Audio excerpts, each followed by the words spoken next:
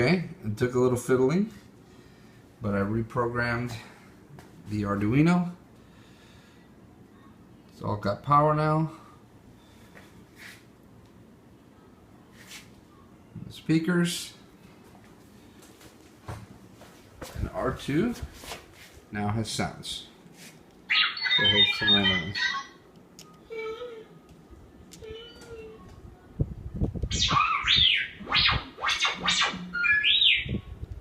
Alright, make him scream.